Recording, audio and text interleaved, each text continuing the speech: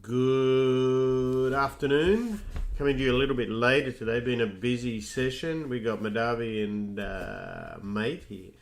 Going over today's day. It was a really nice day for traders. Last 24 hours, and we'll talk about that. Some clinical stuff on stocks and on natural gas in particular, and also we'll go through bonds, how that works. There seems to be a little confusion sometimes with the bond market versus the stock market. So today we started off pretty well all the markets were up. Certainly the main ones we watched were up. S&P, which to be honest surprised me because we'd been up for a few days. We'd had Powell talk and we had Ms. Brainard going up for her vice chair, and she'd put out last night what she was going to talk about, and the focus was high inflation. And we also had PPI come out, which was another big high out there, and that you can read all about that on Traders Community. There's a nice little article about that. So that did surprise me, as I said, that came out. So it actually gave us a great level to get short because there's also a perfect technical level. You can see here what happened. We came up, we did a failed double top, which gave you the perfect ABC. This is an hourly chart, the 7/8. We had the cheek out, everything in line. And pretty well, if you got short here, you didn't have to buy it back all day, which we'll talk about. That's an hourly chart, so you can see it. Also, we as you know, keep a good eye on the main techs, in particular Apple, Microsoft, because that and there's 5 companies, Madavi, make up, basically run a quarter of everything, right? The S&P, and I think it's even more pronounced in Nasdaq. So from that, it was a fairly straightforward trade. We watched the reaction. There was one bounce during the day. Of note, until the last 30 minutes or so, the Russell was actually the stronger one of them, believe it or not. So that was something also that that stood out for us.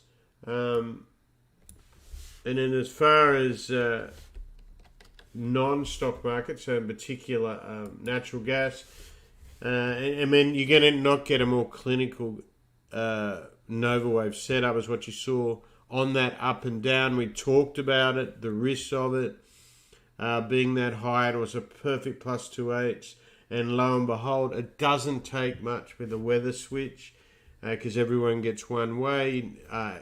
With commodities, again, we have to be well aware of that, right? I mean, and we'll go when we go through that. So that sort of stuff is the stuff we do this so you can take that on board. There's lots of, and you want to have a plan. It's not just minute by minute stuff and following. You want to be proactive, and that's a good way to do that, to be in charge of that. And let's look really quickly at the producers' price inflation that came out today. We'll go through it real quick. That's on the website here. Let me just share that with everyone.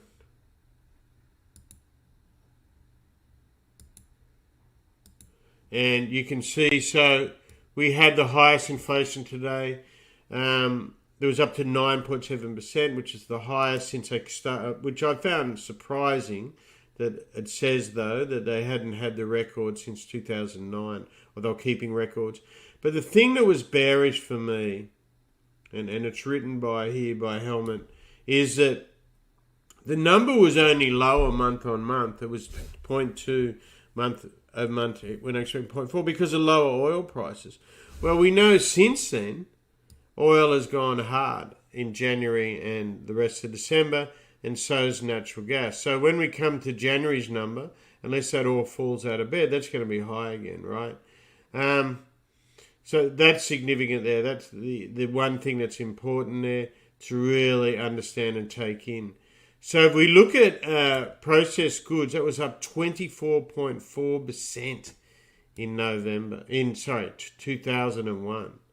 And that was the first time that decreased, was just then. And so you can see here there was a 3.3% drop in final demand energy. So that's kind of hiding what goes on. And remember, this is going on with supply and labour constraints. Here's our charts, but spend some time going through that. You've got your PPI, you've got your annually and monthly. You can see how high these things got, right? And then you've got down here your core, which is what the Fed's going to look at. That's X food and energy, right? So these are big numbers. So yes, this was lower because of energy, but you can see how high this is in comparison. Don't forget though, I mean, you couldn't give things away when the coronavirus first happened. Everyone's locked in. So there is that big skew that never gets mentioned. Why? There's an agenda, obviously. Okay, and so be that as it may. Okay, so let's go through a little bit more specifically what we got. Let's start off with the S&P. The S&P today was down a huge 67 point handles and 1.4%. The significance of that is it was up. So it actually gave up a lot more than that. We're here at, this is cash, 47.45. We went as low as 46.50. This is nearly 100 handle round turn, right? So we're up 30, we end up down 67. Let's look at it technically. As I said right at the top of the program, we had this perfect ABC, 1, 2, 3. We're now under the cloud. We couldn't even hold up here at the cloud, actually. And so let's go to the daily and look at it more specific. This is the concern if I am a bull. Look where we finished. Right? Underneath the 50, underneath the Tenkan, underneath the Cajun, and we have the flat cloud above here. So we have this trend it can reattach itself to. This all needs to hold from a bull point of view. Tomorrow, from your resistances here, it would have to get above here to be bullish. For this to be a 1, 2, and to go a lot higher, right? On the weekly, this is all spoos. Look where it closed though. It closed above the Tenkan here, right? On the weekly. So there is the weekly. And remember, it's how it closes on the week. That's really important. Okay, the Dow. The Dow, this is the bit why we were concerned about longs and trading from short, is the Dow did not do the same test the other markets did. Okay, if we look at the Russell on a daily basis, it held up most of the day. But the great sell was the other day, remember, off Tenkan. It held up relative to the other markets. And there's lots of theories on this. Mine is has that. There's different reasons, what makes it up, but it also has a lot of that real day trader element, which can hold it up or make it go down more. But eventually the rubber meets the road. And today's theme is these things are all taken out to the woodshed. And you can see how fast these happen when I go to the faster time frame. So here's the 30. So if you're a bull, you are misplaced thinking, this hold, especially into this bill. But look at that. Beautiful sell there, and you got the kiss of death right there. And so that's a 30 handle fall right there. So that's your Tenkan. And so we got Madavis. Let's talk about the Nasdaq. But just before we do, look at these charts. Brutal here on the weekly. Look where it closed, mate. Just underneath everything. Yeah, it's brutal. But a nice brutal though, right? Yeah, but it's been. When I seen the thing gapping up this morning, all I did was short it and just kept on checking up on it once in a while, and that's all I did. Right. That's what surprised me, that the thing was up because we had the stuff out and it was up and it was technically perfect, and you saw all that order flow. So I think both of us pretty well just stayed short all day, right? I mean, I'm not on you're on the Nasdaq, I was on the S&P, but I took a little swipe at it just a couple minutes ago, try to go along a little bit. Let's see how it works out. Yeah, to see if there's some support here. It really, that weekly gives it some hope. But look at this hourly, very similar, actually almost identical to the S&P. Look at that, 1, 2, 3. What surprised me more than anything was it did this work the other day on the daily and on here. See the little pennant? It offered nothing.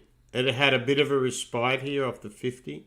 But look at that cloud. I mean, yeah. I mean nothing, right? Let's go short term. Look at this. Just down all day. And so here's the 5 minute. You can see on the 5 minute, if for those that are trading aggressively, I mean, you take your profit, whatever, off cheek out, bang, hits it.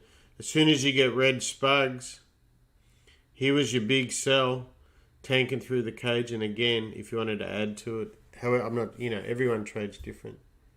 But there was no buy on these things today. I mean, really. Agree. And I mean, that's pretty well the Nasdaq. Nothing more to really look on those stocks, right? No, so I just got on those, and right now it's looking, we're near lows of the day, so it doesn't hold here. Get short again. Right, and tomorrow the main focus isn't going to be tech. It's going to be the banks. All the big banks start reporting tomorrow, and they're again all on. If you haven't seen them, people, there's some really good reports on Traders Community on that. Usually we cover, or someone will cover at Traders Community, the big banks, the big techs, stuff like that. That a market that can move markets, and we just believe you should be aware of that, right? So if we were to look at that, so tomorrow I'll just bring this screenshot over again. So tomorrow we have, let's see, we got BlackRock reporting, so you can read all about that there. We have Citigroup reporting. We have Wells Fargo reporting, JP Morgan reporting. So that's all significant. And as you know, with many of these things, it's buy the rumor, sell the fact. So often what happens in bank earnings, and we're not financial advisors, so take your own thing. We're just talking as traders. Often you see the market go up on really good earnings and sell off on some of these banks. They're at 52-week highs, so we'll see what happens. You could see some rotation out of them back into something that's value. It is a Friday tomorrow, so it could be interesting to look at where the option lines are. Often you get gamma plays either way. Remember, gamma plays go both ways. In these trading rooms, you just hear about the long side. There is a short side to it, just a lot of these people don't short. So bring us back on to, so do your own study on that, but there's some good stuff there. Okay, the big one for me, and we've really been trying to educate some of you how this market works. So natural gas, up by the stairs, down by the escalator. Well, this thing's up by rockets and down by rockets. Remember, pretty easy buy. And as we got short term yesterday, we mentioned the weather, how quickly that can change. And if you're not from this market, be wary. What I see more than often is people not from these markets buying these things up here. So they're buying natty up here instead of down here, If you miss it, you miss it. For shorts, and you'll see we go through that short term, it's pretty cut and dried. But look at it, up in the cloud, down, and look where we closed, right at that 50. So this is all to do with changes in weather models, positioning, and today was also EIA, but it was already down by this happening. So know your levels. Remember how we counted it out, right? Pretty clinical stuff. That's your daily. Weekly, look what it did. It got overtaken. It didn't get to be perfect, as I mentioned, at Cajun. That would have been just a gift from the big fella there, right? But look how we closed all the way in no man's land. And if we go to our 240, this was just one of those great trades. And we mentioned it yesterday because this was live. Those that stuck with us and watched this, that's why I say share this stuff when we're putting it out there. Because hopefully, it's not always going to be perfect like this, but you'll understand what NovaWave's all about, right? Plus 2/8. Then, so the whole thing of technical analysis is having a game plan and where it can go in the future with what. That's the difference between this and a lot of other trading things. So we know a plus 2/8, it's well overbought on 240. We know it's in the daily cloud. We know it's just under the Cajun on weekly. We know it's an impulse wave. That's what we know. What we don't know is what the weather gods are going to do overnight. But we do know how the market's going to react to it. We know that the market is very long, vol through the roof. So if it reverses, they have to sell that vol. And they may have to sell that pre-market if they're not doing it OTC. And so you will get a bigger move. And so that happened up, that happened down. And these are worth a lot of points. Nasdaq's one of your highest paying. Therefore, that's why it moves like this, right? But look at this. This is classic stuff. And what was interesting, so potentially if it broke, your pivot was here, bullet, there's R1, there's R2, all the dribblers, right? But in reality, as we've said many times, it's next to useless pivots on a day when you have such a big move, because you would have to have two moves back to front. It does happen, but not always. And you got to be also mindful using market profile on that sort of stuff too. Remember, you get virgins, and then they get filled in. So, so good stuff on Natty. Go through that later at your own leisure. Now, oil, we know, has been a beast.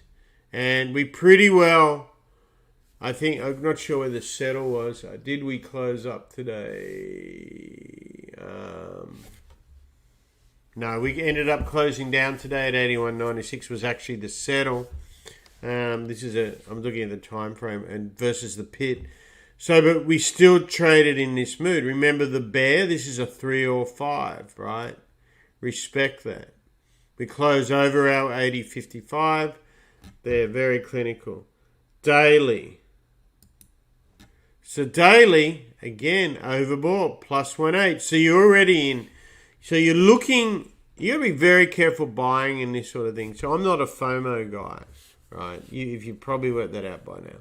But so on a bear, this is A, B, C, a long corrective wave, right? On a bull, this is 1, 2, this is part of a 3. So look at your Murray, look where it is, look at your pattern. Your Chico's all rebalanced at the end of the day. It came off at the end of the day when the other risk assets came off, pretty much Nasdaq, S&P, and natural gas being down also would have had an effect. If we go to our 240, no difference between those. You can see again, plus 1.8. Remember, 8 plus 1.8 is overbought. But you want other confluence factors, right? So we had our pivots on that other chart I showed you earlier. Was that this one, I believe? Yeah. So you had all that, and we'd failed under that. But as I said, when it's this wide, it's kind of meaningless. But you're looking for reasons, so you know your pattern that broke down there. So that's our natural gas, pretty much. And oil, any questions there? Give us a shout. As far as crypto goes, here's a weekly. You can see we're still green. We're right just at the bottom of that cloud. We won't spend too much time on this. But again, we had that wick that Johnny was talking about yesterday. He was bearish on that. And sure enough, we had 1, 2, 3. What does this look like? Does this not look the same as the S&P and Nasdaq, Madabi? Splitting image, right? Yeah. So identical, these risk assets. They're all related. They're all machines. And be mindful that machines don't have emotions. So don't fall in love with anything to do with this stuff, right? And there's another look at that Bitcoin. If we look at it, remember 5 of 5, and we've come down there nicely. So that's pretty well, and here again, how I look at them all together and how they influence each other. That's S&P, Russell, oil, and natural gas. Okay, let's come back to... That's your NAS 100 that you're trading right now, so I'll leave that up there. Let's go through if there's anything else. So we did have a bond auction today, the 30-year, which we put on the site. We graded that B. I think that was pretty standard. We had the internationals, the indirects, picked that up much more. The tail was reasonable. I've noticed, though, after it, the 10-year finished quite low. And I think that's what surprised a lot of stock people. So that's what I wanted to talk about with bond markets. So there's two sides of a bond market. One is the debt, right? You're raising money. You're fighting inflation, which is obviously the thing that they're going on about. But the Fed's making it very clear right now that they can't affect the supply side. And this is a supply issue. And a lot of people seem to forget we had the lockdown in the world and coronavirus. The people that forget are kind of, as we've said many times, you're entitled Wall Street types on CNBC or in a hedge fund, you know, making $100,000 a day kind of people, etc., etc. Exaggerating a little bit, but they're not in the real world. So stock-wise, the Jets ETF was up pretty good today. That was down the day before. That was a lot to do with Delta Airlines, beat and got upgraded. Taiwan Semiconductors had another big earnings. That's up 5%. And the big one was KBH Homes, was up a massive 16.5%. And I think a lot of, to me, and just the chatter was there's a lot of big guys caught short on that name. They're like, how the heck did that beat with lumber and copper being on a tear? That also tells me that we're really over going on about the market reaction about shortages. As I said, that's a bit of a hype and a bit of excuse for many companies. Here's you got a company that seemed to do all right. There's two things that either happened. They either had the supply and held it, or they passed it on and the consumer paid for it. They had good numbers and they guided and they beat. So, good evening, mate. Here's Alex. Welcome, Alex. Hey, sorry, I'm a little delayed. Yeah. Well, all you've missed is we went through the technical analysis on the stock markets. There were clinical setups there. We went through the natural gas and oil, and we went through the bond markets. And we're actually in the middle of that. I was just explaining the difference on some aspects of it, and we just went through the earnings on property. Not on property, and who was the other big guy? KPH, yeah, KBH. I was just mentioning with their earnings how the chatter I was getting back is some big names were caught short on that, taking the position that with lumber up and copper up and Omnicrom, and they're just generally bearish. How that totally surprised them. And it was, what was the close I just said, Madabi? Was it up? Yeah, up 16.5%. Yeah. And that also filters into, I think, a lot of the supply stuff is a genuine excuse, because some people are just doing really good. Some people aren't. So foresight, and we talked about it in last night's podcast, all that, so I won't bore you with that. But to me, that's fairly clear. And with the bond market, people forget there's two aspects to the bond market. There's liquidity and borrowing. There's also the safe haven aspect, or the choice of allocation. So the 10-year came off today in yield, meaning the bond went up. People wanted to own bonds. Despite inflation, meaning they didn't want to own stocks. Sometimes it's just as that simple as that, right, Alex? So, Yeah. I mean, I cut my teeth many moons ago in that market, and that's kind of it's more stocks versus bonds than anything, actually. This is unreal times right now with the whole Omicron, the whole COVID variations, the long dons, the QE. And here's another thing you want to think about of QT and QE. The Fed's still buying bonds.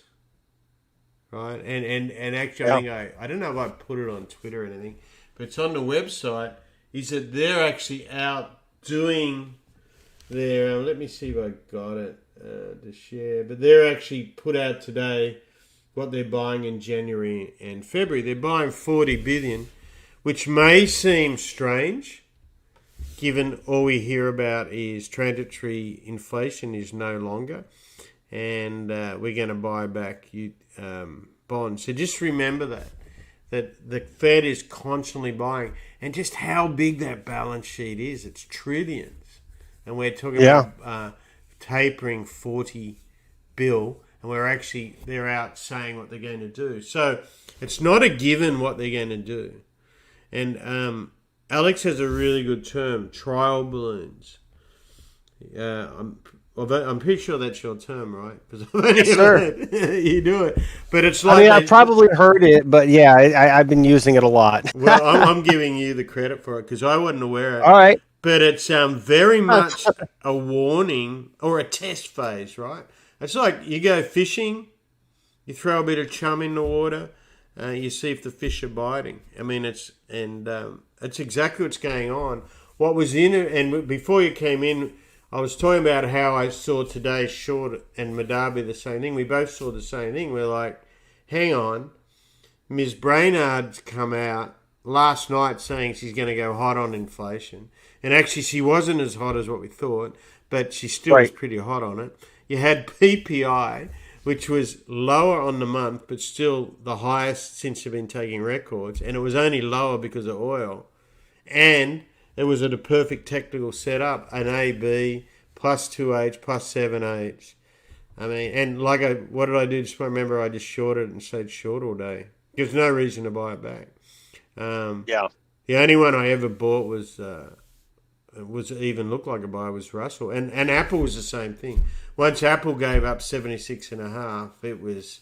And so the beautiful thing today, Vol was so cheap. Yeah, it really has been like for the last couple days. Yeah, I mean, it was 17 something, I think, when we started doing it. And then it started going up, which allowed me to add to that because I thought, okay, because that's a pattern you get, right? But just think of what that is it's not so much no fear, it's sideways. And people are just following other people. There's no plan. And the only point I ever try to make is have a bloody plan. That's what NovaWave and all that's all about, you know. I have a question for you, mate. So one thing I noticed after the trading action today is that we didn't see much of we actually saw put skew continue to fall off. It seems like there's really not much hedging going on despite the market testing some pretty key levels here. Do you have any thoughts on that? Well, I'm actually in two minds of that. I think I might have mentioned it today that what's strange, if we go back to yesterday, we still had a heavy, not a heavy put skew. Well, we always do have a put skew, as we know. Right. And actually, I'll rephrase that.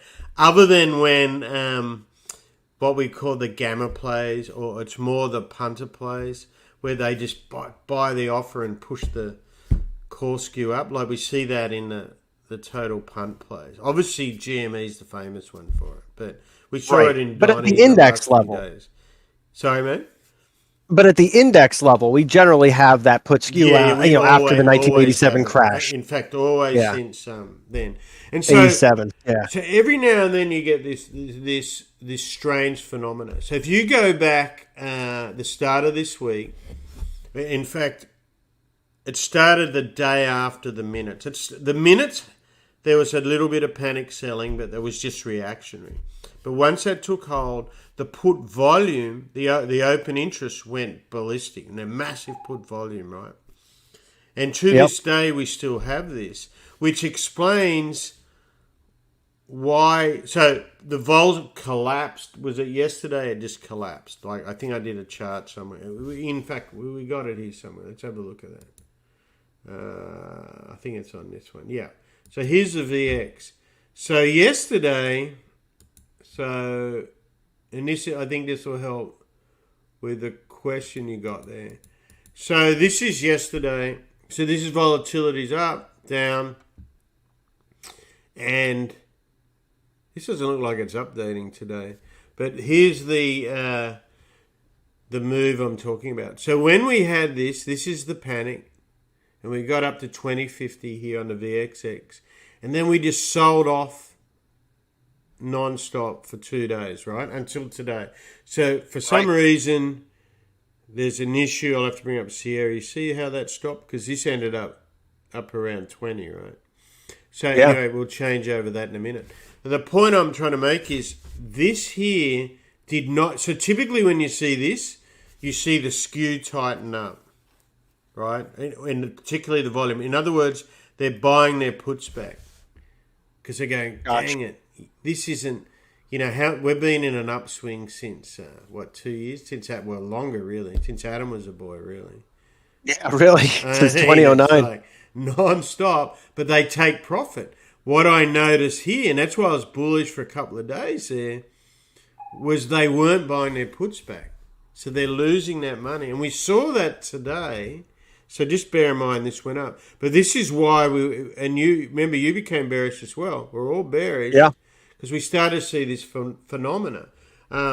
So sometimes it's with options, it's better, well, easier.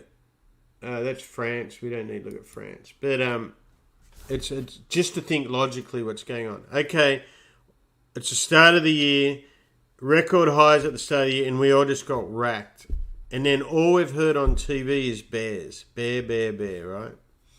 I know, so analysts talking their book, I have all different theories on them. Some of them I can't share legally. But what we saw this time around was we saw the protection get put on at really high levels. So we just saw on that VIX, that was vertical, right? And this time they seem to have kept it on. I'm really keen to see tomorrow what the roll is. Yeah. Because we get the roll tomorrow. Do they maintain those put positions for the short puts?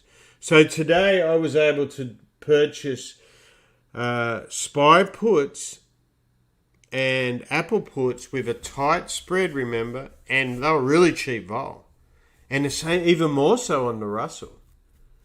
So of note there, because I like to look at the market maker box, there was a lot of size on both sides. It was not a market that was panicking, right? Which told me they already had their puts on. Does that help answer a little bit how the skew didn't change too much? Yeah, no, that helps a lot. I appreciate it. I mean, that's what I was saying. And what was interesting, I went to buy puts on some of those energy names today, just because they're overvalued. And remember that EOG was one, and who was the other one? Do you remember?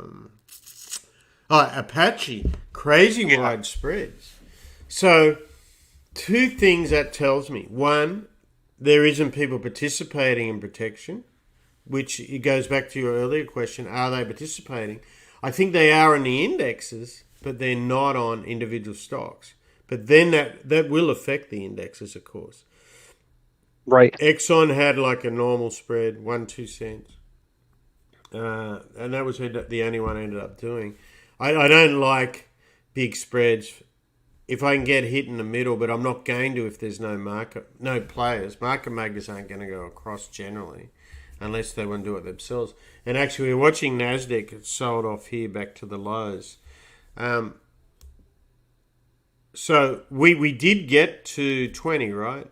The VIX, that chart didn't seem to be missing some data. Some of the stock charts for today on Sierra, I'll get into that later with them. And so those vols on those stocks, remember how your price volatility, everyone, is also the spread gets taken into account.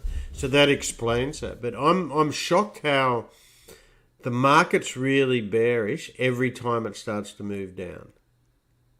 Yeah.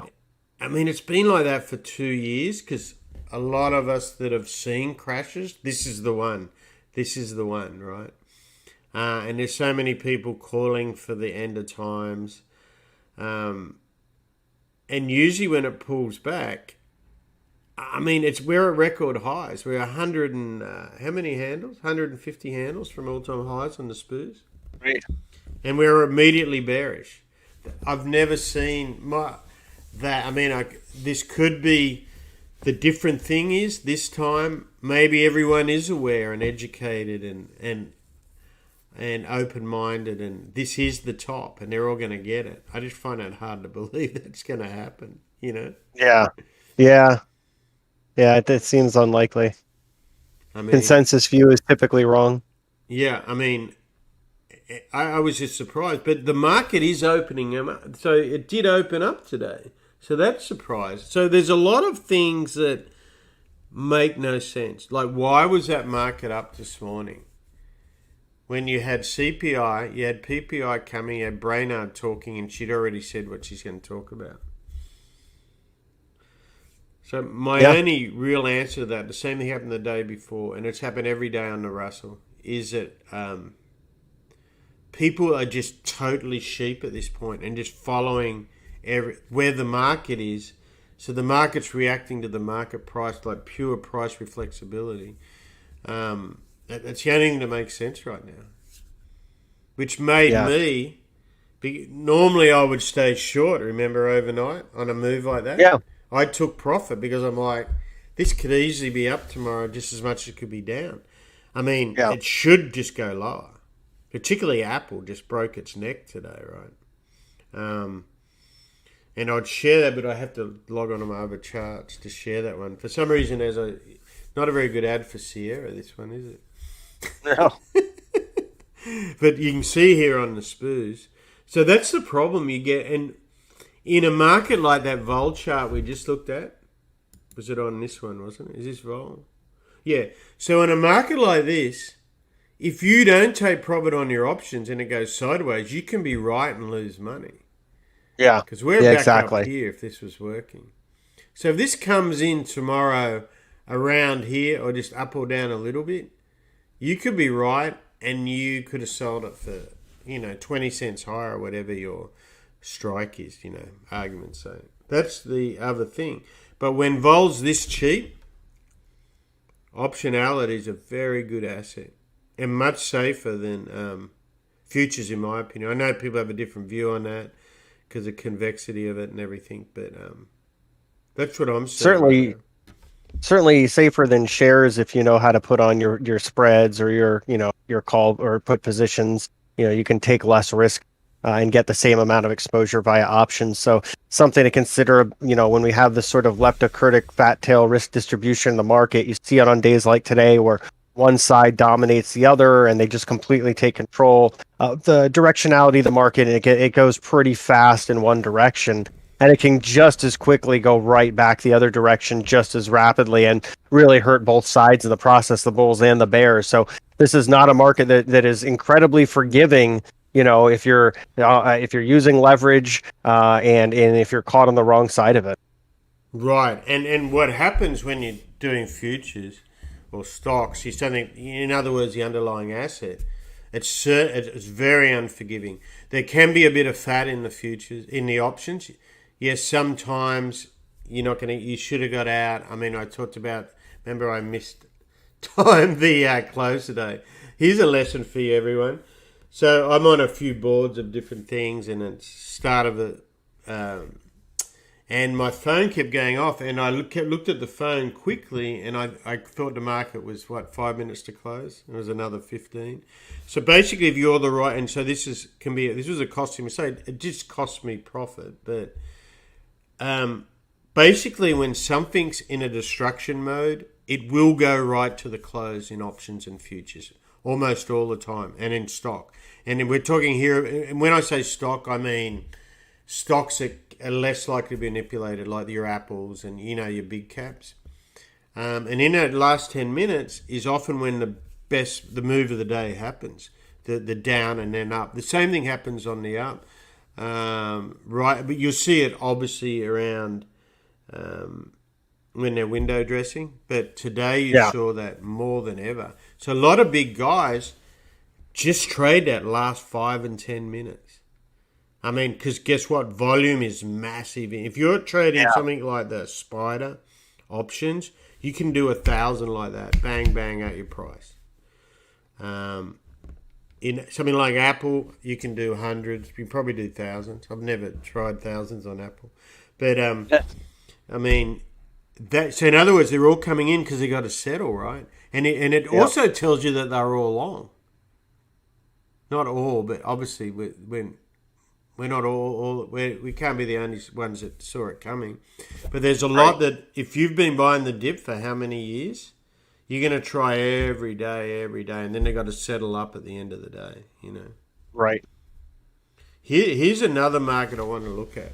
So I've been following, as you know, Europe and all that, and I have a little bias towards France, just having spent too many of my good years there. Fun place. If you haven't been to Paris, you should get out there. But this stock was this index was the strongest in Europe last year, the CAC 40. And we had that spike up last week. This is a weekly. So I've been watching this. If this, because this is kind of your behemoth of ignoring everything that's wrong, right? France has a presidential election coming up. No one likes any of the leaders, right? We're all familiar with the Wambele, the Yellow Jackets, riots, protests, and then the Vax ones, etc. You've got all this going on, right? But their economy's somehow hanging in there, and their stock market's ignoring it, much like ours. So I think if do yourself a favour, people, keep an eye on this market. Because you want to keep an eye on somewhere outside of your own backyard too, for a different perspective. And I've been noticing since that peak we just saw in the weekly, it can't get back up over this daily Tenkan right here, right? Notice that? Yeah. And so if we go back to the Aussie, the US one. Where's our daily? So we've been, and just having been there, the French one isn't so much run by machines, it's clinical. Look at, this is a daily US market, the S&P. Look how it's been going up and down around that Tenkan. Notice, remember how the French one was just clinical? Yeah. So that tells me if the French one can get over that, it's probably going to drag this up. Because it was the only other one. Actually, I'm not 100% sure. I know it traded. I'm not sure if any of the other Europeans did record highs. Maybe they did. But I know the French did, and I know we did. So if the French one continues down, we have a better chance of mirroring that and getting back down to the bottom of this channel again. If it gets above here, then this becomes a more bullish pattern, like 1, 2, 3. Like I mentioned today, the one that concerns me if I'm a bull is this Dow never tested. I like to see things tested. Yeah, the Dow definitely. Never tested that on that weekly. All the other ones did. And the Russell surprised us today too, didn't it? Yeah, it was pretty strong overall for a bit. Until that last session. And whoop, that was a beautiful short too. That was one of my favorite ones. Yeah, the Russell can be a fantastic short. It's certainly a beta machine. Yeah, I mean, it's one I'm still, to be honest, really kind of learning because it's got, I wouldn't say it's not manipulated. It's just got a lot of fast fingers in it or jittery fingers. Yeah. And I think it's one that market makers don't want to have a position in. So as soon as they get it, they get out of it. Whereas I could be wrong, but if I'm on the desk at a Morgan or a Goldman, I'm going to be more willing to hold an SPX view or an S&P view or something like that, or a 10-year Feels like view. though, Russell is the short leg of some folks' trades too. You know. Yeah, I think we're guilty of that here, aren't we? But it does do this gap up in the morning. At some point, this probably look, unless the market's doing the 87, 2008 thing, this probably is the one. So here's the thing with rates. If rates are up a little bit, but not too much, and the banks actually lend, it's actually very positive for companies. Because it means they're lending. The higher rates symbolize a stronger economy and stuff like that. And this is, Russell 2000 is the index with the least profitable companies, right? The ones trying to make it. Yeah, I mean, it also depends on which factor you're looking at. If you look at the growth factor in the Russell, PE is over 40. There's a lot of companies that'll probably never make a profit. You look at the value factor, there's actually small caps in there that are outperforming, large cap growth, which is, widely thought to be one of the leading factors. But it kind of depends on which part of the Russell you're looking at. But really, it's if you get out of the Russell completely and you look at S&P 600 small cap growth, the valuations there are even much better. They're just higher quality companies. Yeah, and so so if you want to look that, so you'll see a lot of hedge funds or a lot of market managers will only buy stocks in that index when they're doing mid caps because they're profitable. Right. So that's the S&P 400, right? The mid cap index. So early Nasdaq was more what Russell is now. So what it does mean, though, you can get some bargains that get snapped up. Because, as Alex just said, they have good assets, most of these. They just don't make money. So a lot of them are really good takeover targets, too. So keep that in mind. Now, that all goes out throw that out with the bathwater if everything collapses, right? But one thing that's also interesting about the Russell is that just keeps bouncing. Yeah, it just keeps bouncing off this same level. One thing that's interesting about the Russell also is it's positively correlated. Breaks under here. I mean, that's an interesting one. What other another thing thoughts on that's interesting about the Russell 2000 is that it's kind of positively correlated with interest rates. So you see with the 10-year bond yield over a year and a half and the Russell 2000's performance, there's actually a pretty strong positive correlation there because there are a lot of later cycle names in the Russell 2000 of the value factor like energy and financial names that do benefit from rising yields and a strengthening economy. So it's an interesting dichotomy in that small cap universe. There's a lot of extremes on either end. Right. I mean, that's when those markets, I think where most of us have traded stocks, over time, you've made a fortune on one and then lost your butt on the other sort of thing. The one that really sounds good usually disappoints, and the one that you liked a little bit, it's kind of like that, isn't it? It's a strange market. Yeah, it often is. Well, because the ones that sound good are often the ones where, you basically, like, if you have something that sounds really good, then it's probably going to sound good to a lot of people. If it sounds good to a lot of people, you're going to have that consensus view. And if you have that consensus view, then you're going to have a lot of people doing the same thing. And it's probably already at the point where it's like, you're at a sentiment extreme. Yeah. So I feel like when something is the talk of the town on FinTwit or StockTwits or YouTube, you got to be a little cautious because sometimes that means you're reaching that point where like all the retail's already in and retail participation's unusually high in that name. And that's not only a sign of like maybe a top to come, but also that you can expect a lot of volatility because if individual investors are in names, they're usually in it for like 1 to 2 months, sometimes weeks, and often with options. And so they're going to be a lot more just kind of running in and out of names. Yeah.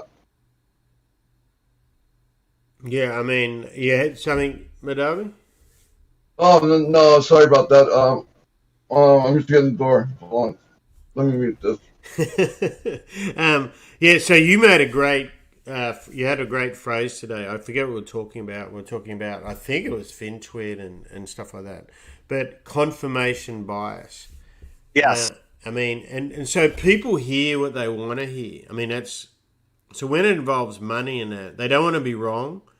And you see, look, if it's a football team that you follow or something you like eating, that's one thing. But when it's a money and a stock and you're way under it, way underwater, You just want that one. It's like that one. What's that movie? You're saying I have a chance. What is that?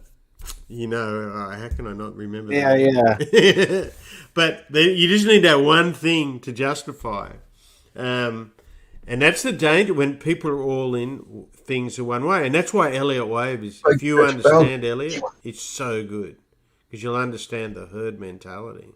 Anybody else long to NQs? So lovely. Yeah, it was right here. I'm seeing if it's going to catch a bounce. It was weak all day. I'm expecting it to bounce up for the next couple hours, and before we start maybe selling off later on. It looks like it's holding over here. I was watching NQ a minute ago. Let me put it back up. So, anyways, I just wanted to say that that's what I'm looking at right now. Yeah, it's starting to revert. So we just, as Alex came on, I think we looked at that retest. So remember, everyone, one of the safer trades and can be very rewarding is what Madar was talking about right here. You tested that previous low, you went down, the stops, and see, this is what's beautiful with algorithms.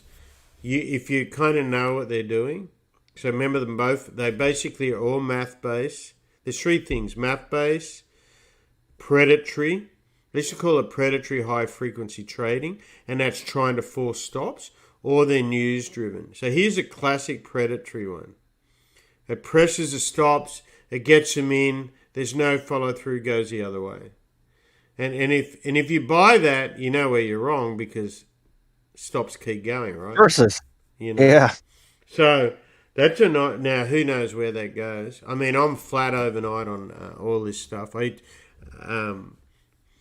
we'll get back to natural gas as a good example where I try to preach, sound like a preacher, I guess, but how technical and fundamentals are so, and the herd. I mean, it's such an emotional commodity for so many people because they feel it. Everyone feels the cold. Everyone feels the heat. It used to be gold was like that. Gold was, everyone had an opinion like gold, and I think Bitcoin probably took a lot of that away, right? But it became very emotional. And that goes back to that confirmation bias that Alex is talking about, right? You think if everyone talks about it, like Natty's like, I just know when the herd's talking about it, you can almost go 1, 2, 3, selling them. 1, 2, 3, buying. I mean, oil, the same when people are buying not from the oil world. And the stuff I don't know, I don't touch. Like I watch, because I spent my early years on a farm or a ranch. I watch commodities. Where's our commodities? So I watch cattle and I watch soybeans and corn, but I don't trade them because I just don't know enough about them, and I certainly don't. I mean, there was a time I knew about cattle. Now it's just having a good steak. But look at these technically. Mate. This is 60-minute corn. We went through that yesterday on the WASD report. That's this little beauty. So I don't touch these, but I do look at them because they're key to these are staples, right? So you can bet Brainard, I meant to say, not Braille. It's been a long time. I just called it Braille Laynard. Some people accuse Fed governors of reading Braille, don't they? Anyway, look at this. Very nice technically. Plus 2 8s to 2 8s. It's a full 8-8, full figured move, measured move. Back up here. But I don't know. I haven't traded. That could be just coincidence, you know. And the only thing I know about corn, we use it for ethanol and from a commodity point of view. And I live in Texas. Corn's a massive thing for Mexico because of the tortillas. Sounds like a joke, but serious, right? I think we're all familiar with the stories from 2008. So we look at that, but you want to keep an eye on this because it's a staple. So this is inflation. So when you look at this, exactly, corn doesn't really have a problem, does it? But you're not going to read about that because it's not sexy. You're going to read about lumber. You're going to read about oil and gas. You're going to read about because everyone drives or heats or cools. What's the other one? You were trading this the other day, if I remember. Soybeans. So soybeans used to be a measure of inflation, believe it or not. It was golden beans, and beans in the teens was a big deal before our time, but you still hear about it, right? So look at this. Again, if we go to weekly on this, daily, sorry, it's well off its highs, but it is in its teens. But this is a big one for many reasons. It's dietary. They also use it to feed other animals and stuff like that. But inflation. So that's why we watch these commodities. So what was the... Yeah, so here's the one I actually wanted to talk about was copper. So, well, actually, let's look at that one first. So it's important to remember where copper came from. This is where it was in 2020. We just talk about stocks pretty well when you read about the QE effect and all this, right? But it also came into effect in commodities. So when you're talking about inflation being up 9% for the year, look what these numbers are very much political and used for that purpose. So, of course, if something is down, let's do the numbers real quick just on copper. So this is COVID right here, right? This is when we all discovered we were going to die, right? End of the world. God. No, it's all over. Right? So it's already falling. If you go back to then, the world, we were struggling a little bit there, right? Remember that? The economy? We forget about that. Anyway, we go from 280, and this is one of the most important metals in modern times. It's used in standard infrastructure. I know in plumbing a lot of it's replaced, but we still use it. Most countries, not so much the more affluent, but in wiring. It's obviously in EVs, etc., etc. But look at that move. So that's doubled in price. Yeah. So that's a nice double bottom too. Yeah, look at that chart. That's pretty, isn't it? Pretty beautiful. Yeah. But the important thing is, so here, everything we read was deflation. We're stuffed. Well, they're one-off events. Right. So we've now gone up. We've just basically, if you want to do Adams theory, fractals, we've replicated this fall. If we make this a median, where's a line on this? Let's do a line. So basically we're spinning around here, right? Yeah. Yet if you listen to those half-wits on the hill, and that's about the nicest I can say about them, I mean, it's shameful really what runs our countries these days. But everything's reactionary, and I don't even think it's intentional, half of it. Again, you want to talk confirmation bias? Politics is all about that, right? They're reacting and they're trying to influence you. I mean, it was one time it was like a respectful job, be a politician. Now, when was that? If you have, it's between the garbage man or the homeless guy or politician now. You know? I don't know. I kind of feel like the garbage man is a much more noble job than a politician. Like way more noble. I really do. I think I would much rather do that than be one of these politicians. Well, as far as a homeless bit, I think a lot of people would want some of these politicians to be homeless. But if I just take copper, and we spent a bit more time on copper, but we had a quick look at soybeans and corn, similar, right? So these are all staples of economies, of food, and core. The bottom line is, this has gone up since here. These mongrels, and that's, I don't want to... What about the Mongols? They all of a sudden notice up here, right, that we have inflation. I mean, it's crazy, right? Think about that. Yeah, it is. It feels like it's all just a little bit late, and there's that latency. There's the latency of like raw material costs going up and supply chain impacts, and then there's the real world impacts. And by the time they're felt by like the people on the ground level, some of these effects are already kind of working their way through the system, and like the velocity of inflation in raw materials is kind of peaked out. Right. We haven't made new highs in a lot of things in a while. Right, and this is so the fact when they use the word transitory and everyone laughs at it, it's actually they say it for a reason because they know the supply's been totally distorted, and it hasn't just been distorted it's been distorted by speculators too, warehousing this stuff. Right. Let's talk about what transitory actually means, because I think a lot of people don't understand this, and that's why there's sort of this hand wringing and cursing and stuff. They don't mean that prices are transitory. Let's be very clear. Prices are not going to just drop to pre-COVID levels automatically. What they're really talking about is the velocity of inflation, the rate at which prices are going up. That rate is going to fall. For example, prices could stay exactly the same as they are now, and next year you could see 0% inflation if that was true.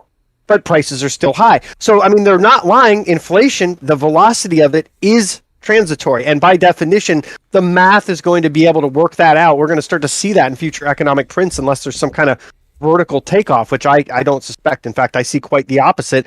Slowing economy, slowing inflationary pressure, reduction of abundance of liquidity in the system. Everything points to the direction of some disinflationary pressure in the months and possibly years ahead. So I think, the Fed was maybe a little bit impeded in communicating in a way that the American people understood it. But for economists and for savvy market participants, we're all looking at this we pretty much expect the same thing. The velocity of inflation will be transitory. Right. And if you remember economics at university, the first thing you learn is velocity of money, velocity of change, right? I believe that, exactly. I agree on this, right? The rate of inflation, what they claim, is a lot higher in the last 20 years than what they're yeah. Well, that's why there's always an effort to revise inflation statistics so that they don't tell the full story. You've got CPI that's weighted irrationally. You've got PCE that takes in erroneous data. They've got further revisions that they're doing to CPI, probably to try to reduce the amount of inflation that's being read by the data. So yeah, I agree. And if you look at other websites that track this stuff using previous formulas for CPI, you see that levels are probably much higher than what is being reported, and that's been a case for a long time. That's like you said, for 20, probably even 30 years. Now the problem is when a lot of people got their eyes on it, they got to figure out a way how to explain it out, right? Because nobody's really looking at it, and they can't tell. People are not smart enough or educated enough, But now you got everybody and their mother talking about inflation. You need a way to be able to explain it away. Long time. That's like you said. We also probably need to talk about where it's the biggest part when a lot of in people's expenses, because it's not really food. It is things like housing, but it's also things like medical costs are the leading cause of bankruptcy.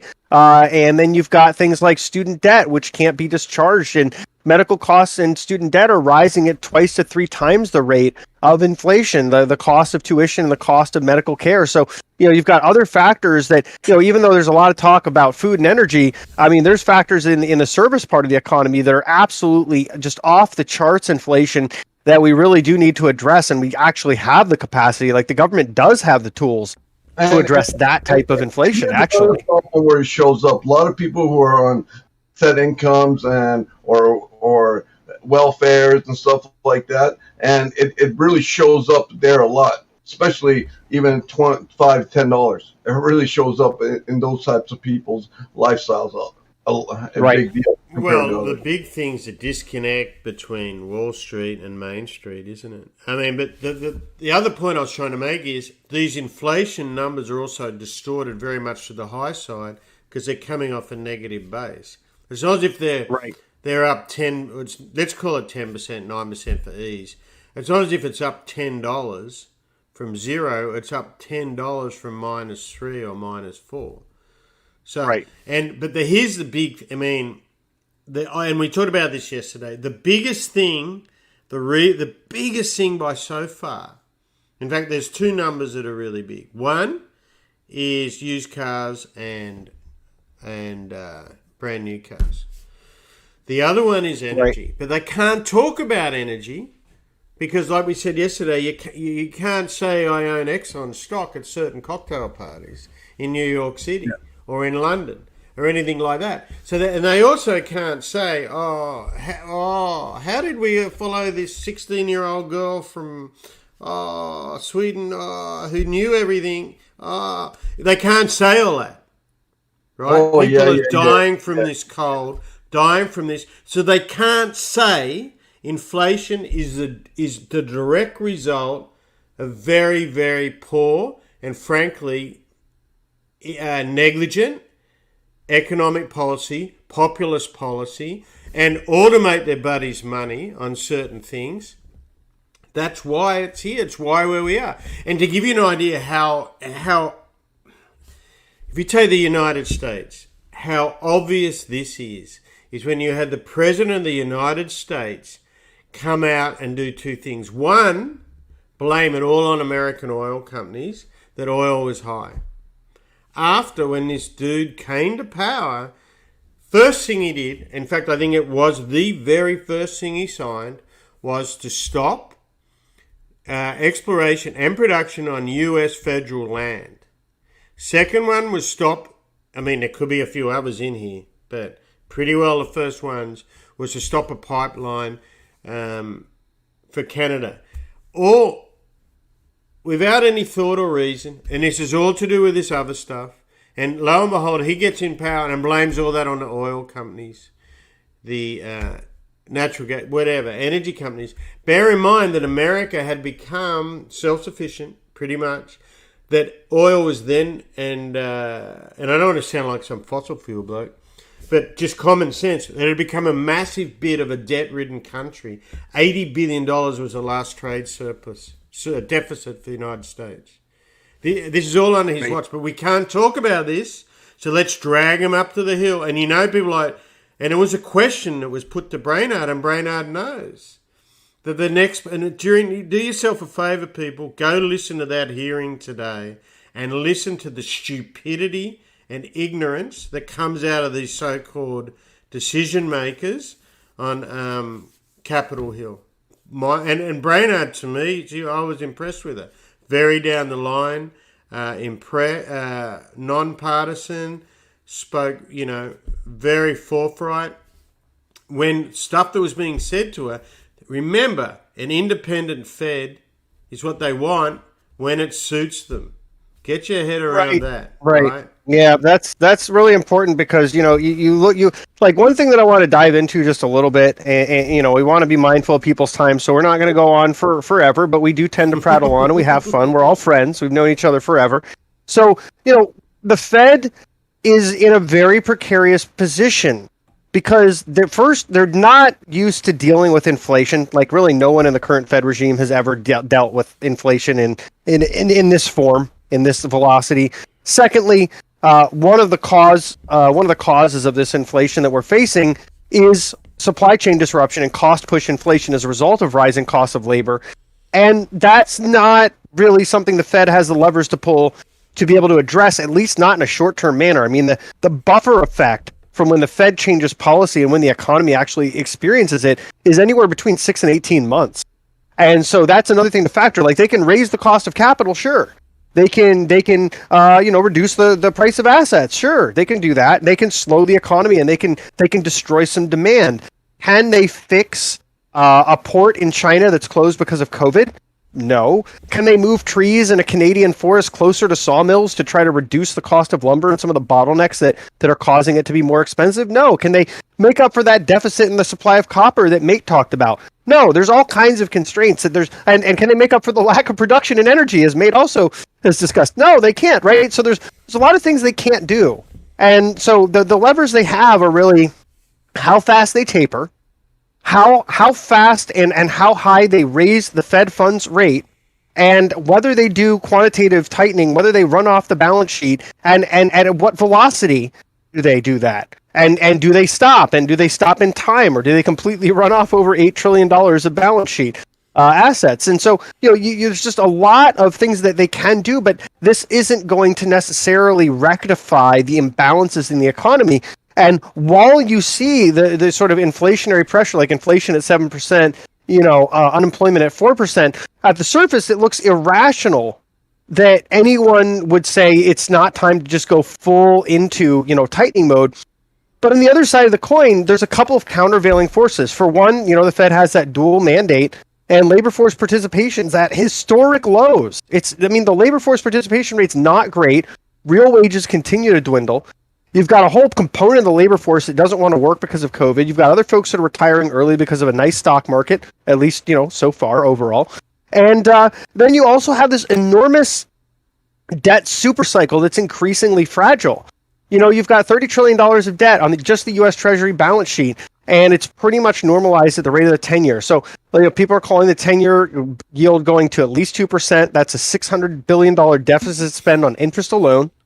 You go to 3%, that's a $900 billion deficit spend on interest alone. You go to 4%, that's $1.2 trillion on interest alone. So 3% and over, you start having the potential for forced austerity from the U.S. government or just straight up currency debasement. And on the other side of it, the DoD budget's about $750 billion a year. So you're already talking about a 3% deficit spend on interest that's higher than what we pay for our defense budget, which is, the biggest military budget in the world. And then you've got another factor on that to consider, because the Fed, when they do QE, they have this weird relationship with the Treasury where they own Treasury debt, but as it yields, they actually pay back that yield, the interest earned on those treasuries, to the Treasury at the end of their fiscal year. And so that's really kind of strange, but you have to factor that into the cost that the U.S. government pays on debt, because when the Fed's really monetizing the interest on that debt, and to some extent the debt entirely, that is another factor that is offsetting the cost that the U.S. government pays on debt. So you're not just talking about the U.S. government has $30 trillion of debt and they're paying something like 1.7% on it. No, because so much of that debt's owned by the Fed. Now you've got to strip all that out and think about what does it look like if the Fed really talks about shrinking that exposure of their balance sheet to treasuries. And then how much is the increased cost going to be with the U.S. when they're 40% of their buying is coming from the Fed? What's the interest rate that gets, foreign demand up to levels commensurate where, interest rates start to stabilize? So there's a lot of difficult questions there, because when the 10-year bond starts to go up, it also impacts over $150 trillion of global debt. That's a lot of debt. And that means you have systemic risk with higher rates. Like, there's a certain point, at some point, we don't know exactly what that point is, where interest rates actually begin to deflate that global debt bubble. And if that happens, that unleashes a credit crisis that could impact sovereigns. It could impact, households. It could impact a lot of the more vulnerable corporations, and eventually could spread to other parts of the economy and cause a recession. So this is a delicate balancing act, because they need to appear to be fighting inflation, but if they go too far, they could actually cause a deflationary crisis as well. Well, we're going into a recession, some kind of recession. Now, how hard it's going to be, that's the key. They're not going to be able to stop going recession. It could be a small one, but we're going definitely into one. We always do. Yeah, I don't disagree with that at all. I don't think they have the tools to stop recessions from ever happening again. In fact, I think they made it so that with all the policy that they've put forth post-Great Financial Crisis, and particularly post-COVID correction, they probably ensured that the next recession is going to be somewhat brutal if it isn't medicated with inordinate amounts of policy and very rapidly.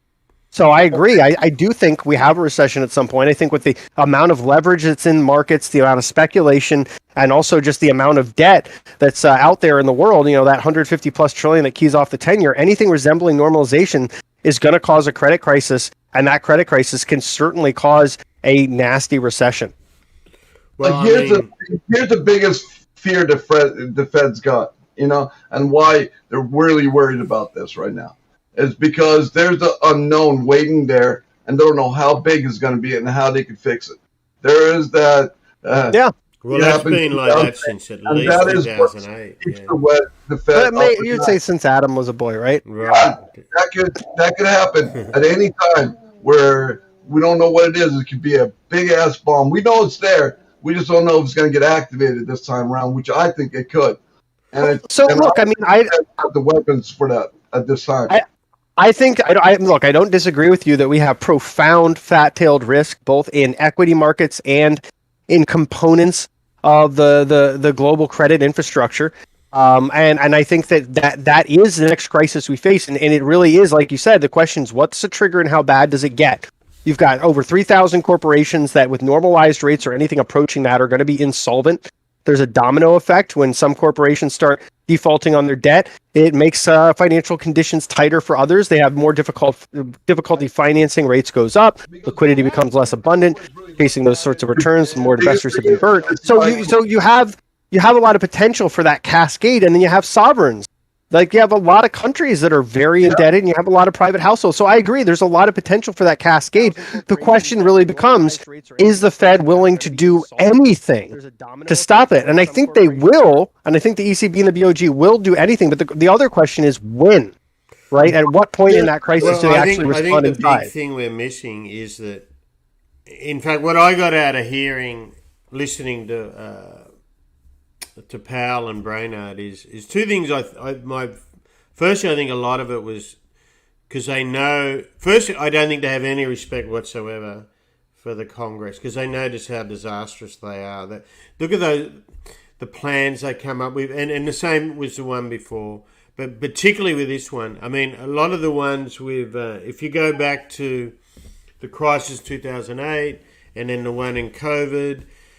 The administrations or whatever in the US and around the world, I know globalists and all that think it's a conspiracy theory, whatever. But the way these guys reacted was they knew that if they didn't do something, and the way people are so dependent now on something else and living off the teat, as they say, that they had to do what they did. Fast forward. The moment you've got in, we've gone on for a year of these massive $1 trillion infrastructure things that aren't really infrastructure. They don't get done, and they know how incompetent. Just the energy factor is enough to scare the crap out of Powell, and you saw that in Brainard today when you had someone. So one of the people asked. There's someone, I want to say Raskin is the name, that Joe Biden's putting up as a Fed governor that has come out and said you shouldn't lend to fossil fuel companies. So can you imagine if you're someone with half a brain listening to that? So Powell, and they know very much, just like this copper chart we got right here. Part of the reason this is up is because of EV and all that and speculation, whatever you want to say. But we don't, and the people are dying because of oil and gas. The ignorance is amazing. I mean, a 12-year-old boy or girl can work out what's going on. And so if I'm Powell or Brainard and some of the other governors, not just the ones that just like to hear their own voices like Bullard and people like this, appropriate name for the guy, by the way. You want more evidence of God? There you go, right there. What will we name this guy? But anyway, so they've got to make these decisions knowing that they cannot rely on a sensible, forget partisan or non-partisan, they can't get a sensible response out of these people. They can't trust them, let alone the whole absolute disaster of COVID management when you've got a guy like Fauci changing his mind every 5 seconds, and that's the biggest thing that's around the world right now, right? Omicron, do we lock down, don't we lock down? If I'm it's easy to say you shouldn't lock down or you shouldn't. My view is be sensible and you don't just lock down. But when you've got half the bloody world scared crapless, they don't, then it's even more of a delicate act. And they know that the part of the world that actually works, pays taxes, and part of when you send rates to zero, we think, well, how do we invest our money? Because we don't have enough. We're paying all these taxes. If we get sick tomorrow because of energy costs and because of healthcare costs. So that's the other problem. If this all melts, then your sane part of these communities that aren't living on the tea, they're actually surviving themselves, are going to be destroyed. And these people don't take it. I know it happens to me. I'm not going to just take it, right? When was the last time we had a correction?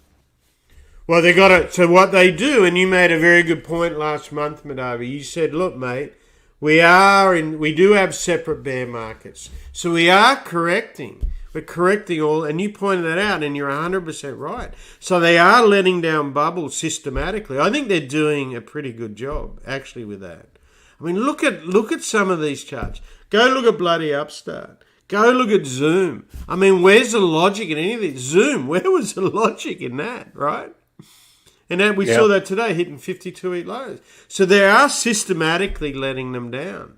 And then other ones are coming back to, like, oil and gas shouldn't have got sold off as much as it did. Now it's coming back to a reasonable level, right?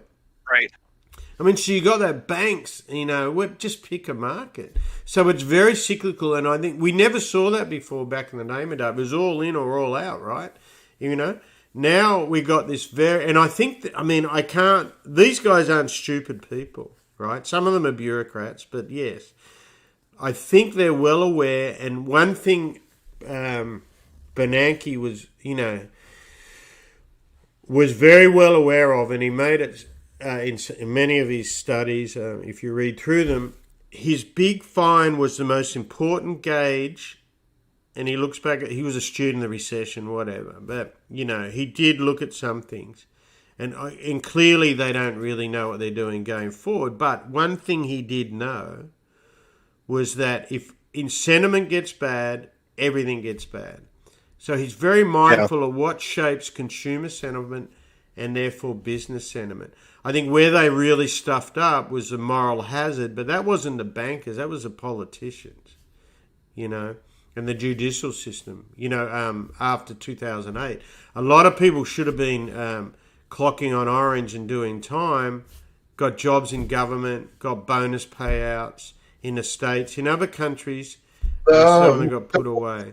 So that's the problem, because that's the bit of their picture they couldn't fix, because when they gave this money out, they actually wanted it to go to small business or to people. Right.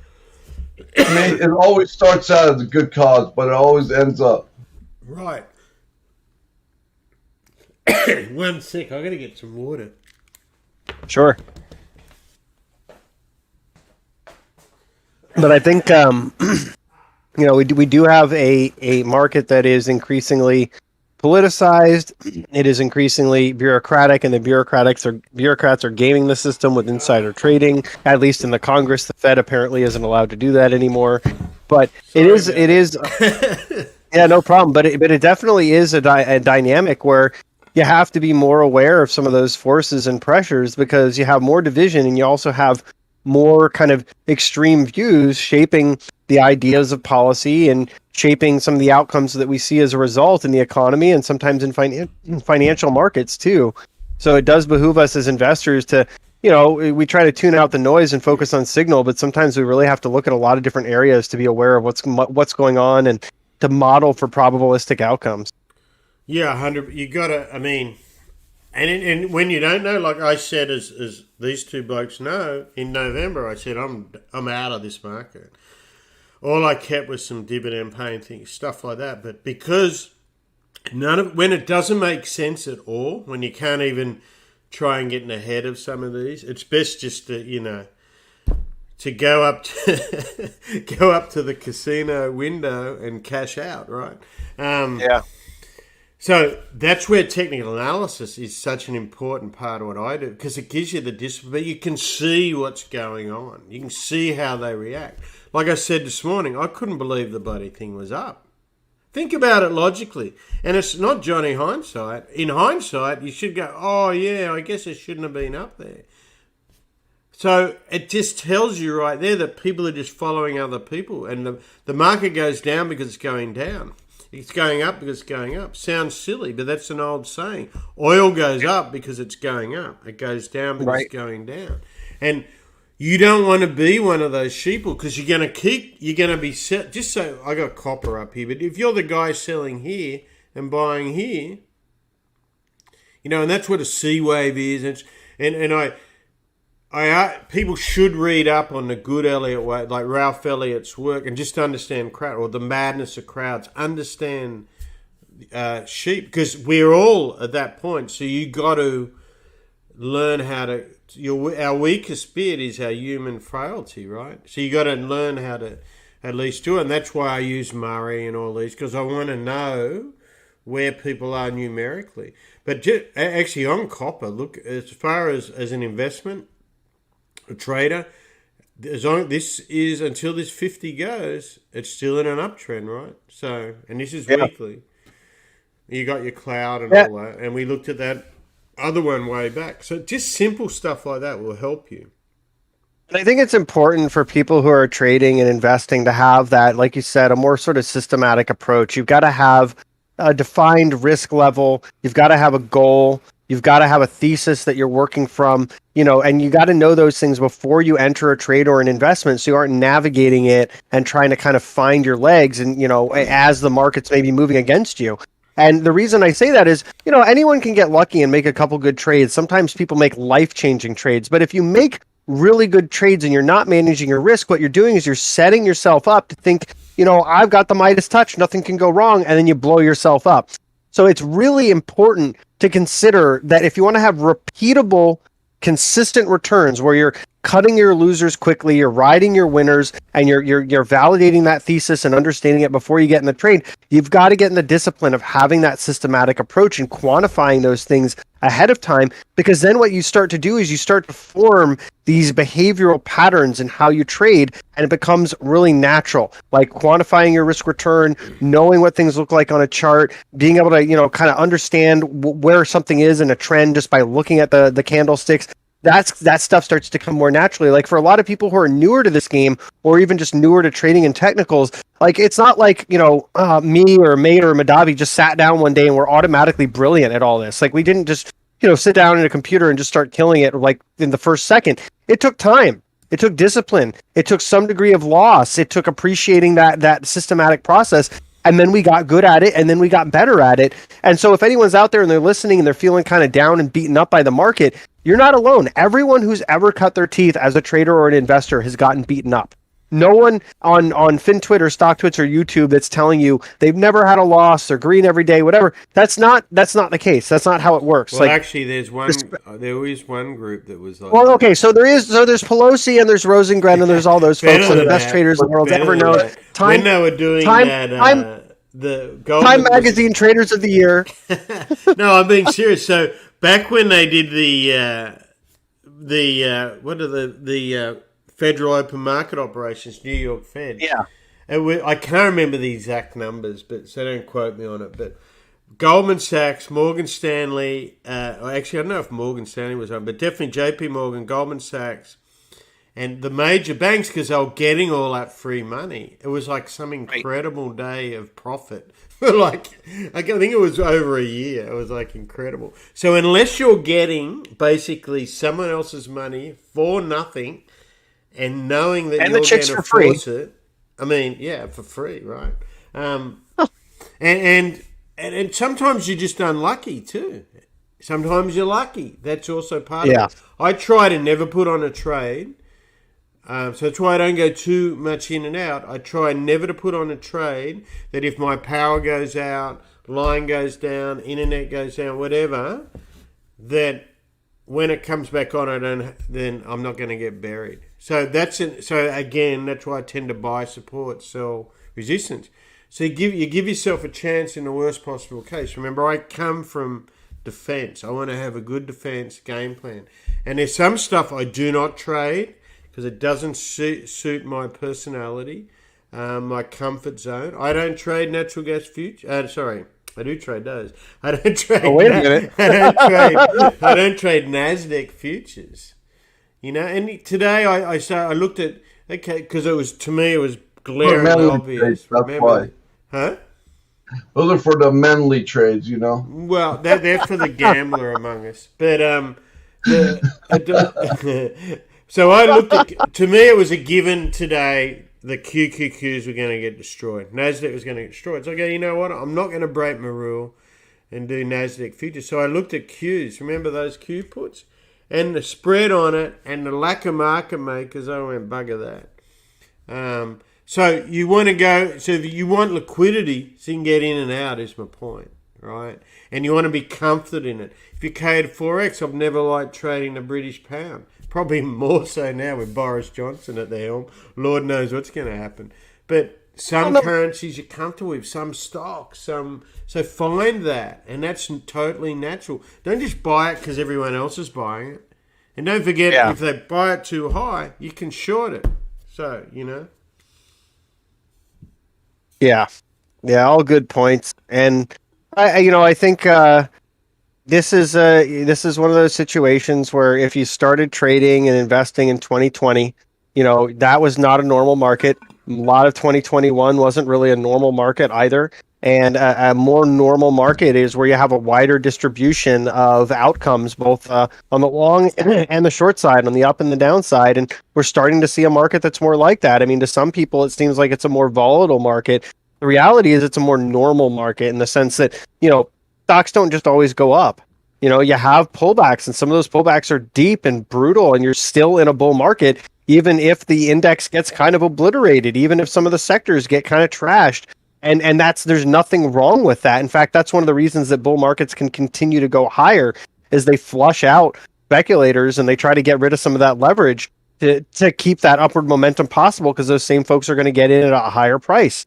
So, we have to be aware of there's a reason for how some of these things happen, like the sort of sector bear markets that we see, and things like growth and some of the small and mid cap techs and biotechs and Chinese stocks. Like this is part of a healthy process, even if it's extremely painful. If someone's concentrated in that stuff. On the other side of it, if you're in a diversified or even more ideally, if you're doing full cycle investing, you're getting a little bit more alpha out of this bull market, the sort of late stage bull market, right? Like if you're diversified or you're just holding index funds, you're still up a lot, and you're pretty happy. And if you're in these sort of later cycle names and you're in energy and financials, industrials, materials, you're still seeing some of your stocks make new all-time highs, and some of these things are producing really good earnings and look like they have great growth trajectories with everything going on. So, one of the things that I keep hearing out there is, and it's mostly from people that are very concentrated in stuff that's gotten beaten down, the sort of high beta, long duration speculative risk, is like, oh, this is a bear market. When's the bear market going to end? It's like, we're not far from all-time highs. We're like less than 200 handles from all-time highs in the S&P. We have a number of stocks in different industries that are still making 52-week highs pretty regularly. I mean, even today, almost half the market was making all-time highs before it really started to roll off. So this is not like a, or at least new highs on a 52-week basis, but this is not a market that is like immediately going into a brutal bear market by appearances. Like, we don't have this huge flight into long duration. We don't have a big blowout in credit spreads. We don't have a lot of people buying defensive names. We just have a kind of violent rotation into late cycle and some de-risking and deleveraging. And that's not unhealthy as long as we don't meaningfully break down from here. Now, if we start to break down from the trend lines that we're on, kind of clinging to on the S&P and the Nasdaq from here, and we close there on a weekly basis, I think that's going to be a big caution sign. And there's certainly, reason to be trading with smaller position sizes and shorter time frames in a more volatile market with less certainty about future directionality. But we're still in a long-term secular bull market that started in 2009 or 2010. It's an old bull market. When it does roll over, it's going to roll over probably pretty meaningfully. And that's just how these things go. Cycles don't always just have stocks going up, and risk eventually does have to be managed. And eventually, and let me just say this point, and I'll let you go, Madavi. Eventually, what has been one of the longest running liquidity driven bull markets in just about every conceivable asset class, it will eventually end. And the assets that are the most speculative are going to get the most punished, even from here. I mean, you look at crypto and people that are in that, when they're getting margin calls and their leverage is working against them, they're going to ask themselves, what is this even worth? And they're probably going to panic sell at any price. And same with some of this other really speculative stuff. So, you've got to look at everything from both sides of the coin. If you're too concentrated, you're probably going to get cut. Even if you're in the right place at the right time, eventually that can work against you. So diversification is nice if you're not super savvy. If you understand how market cycles work and you're doing full cycle investing, then kudos. You're probably killing it right now. But for a lot of the people out there that are too concentrated in growth and tech, be careful out there, because in an environment of rising real rates, tightening liquidity, and a less than accommodative Fed, your stocks are under the gun, and they're going to continue to probably be under the gun until that changes. Yeah, well said, mate. Well, David, did you want to have something? Well, this is just one of the longest. We run a boom and bust economy, and this is one of the longest ones that we have gone without a correction. The reason they have this boom and bust economy is because to clear out all that bad shit, then start all over again. What was 2019 and 2020? Wasn't that a correction? No. I'm talking. Yeah, about, it was. Saw like 2008 and stuff. The longer the bull market and stuff go, these big nuclear bombs are building, getting bigger and bigger. And this is one of the longest running ones we have had. So, yeah. Now, one point of contention I do have with that is that the economy and the stock market are not the same thing.